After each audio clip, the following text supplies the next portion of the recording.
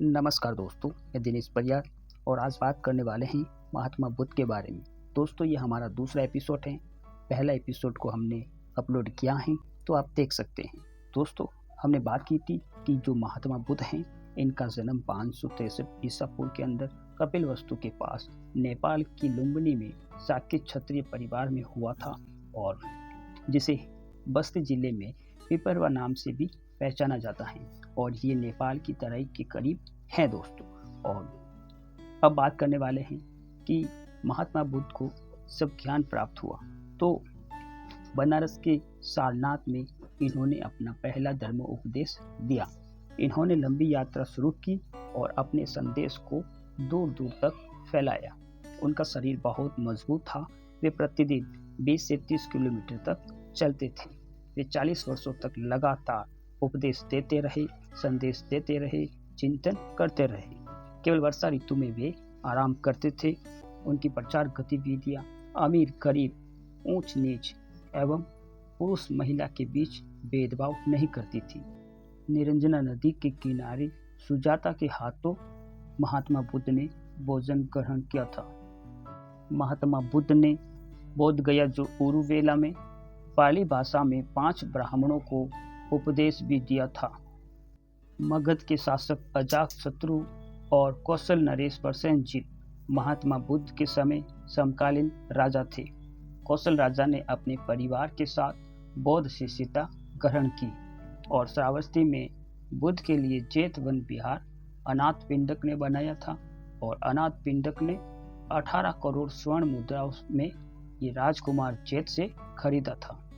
प्रसेनजीत की बात करते हैं तो श्रावस्ती में पूर्वाराम, जिसको पूर्वाराम विहार कहा गया है, ये बनवाया महात्मा बुद्ध के लिए। इसके लिए अंग में श्रेष्ठ की पुत्री विशाखा ने धन दिया था।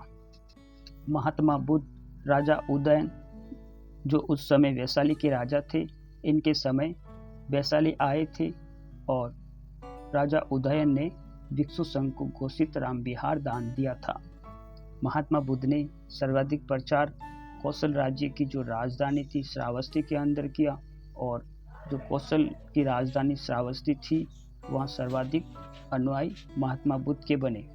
और बात करते हैं श्रावस्ती की तो सर्वाधिक उपदेश महात्मा बुद्ध ने यहीं पर दिए और सर्वाधिक वर्षा काल भी यहीं व्यतीत किया। अब बात करते हैं श्रावस्ती का जो एक डाकू था जिन्होंने बौद्ध धर्म में दीक्षित किया महात्मा बुद्ध ने, जिसका नाम अंगुलीमाल डाकू था।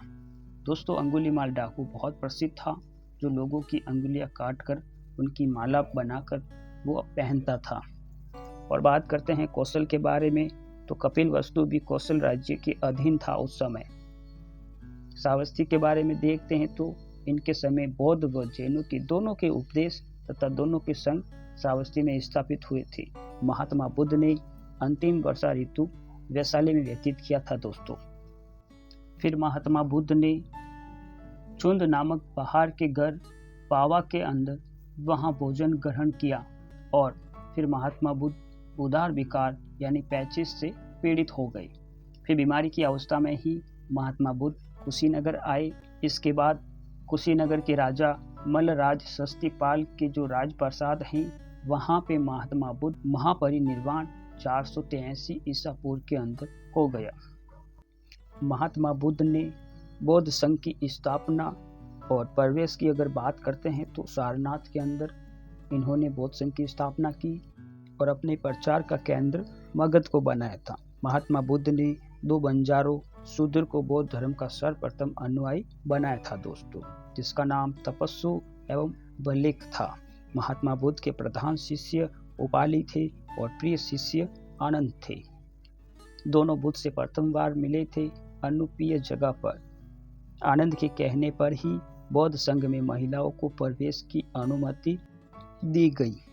महात्मा बुद्ध ने कहा था, तात तू एक रात आज मुझे तार दे, क्योंकि मैं देवताओं समेत मनुष्य को तारने वाला हूँ।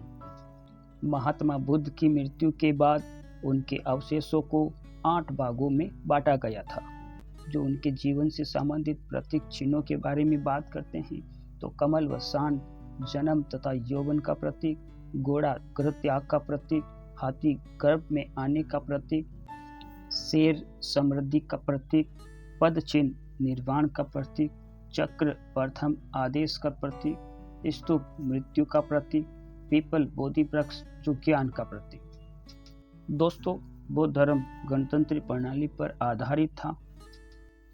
बौद्ध धर्म का जो मूल आधार था 4 आर्य सत्य, जिसमें हम बात करते हैं।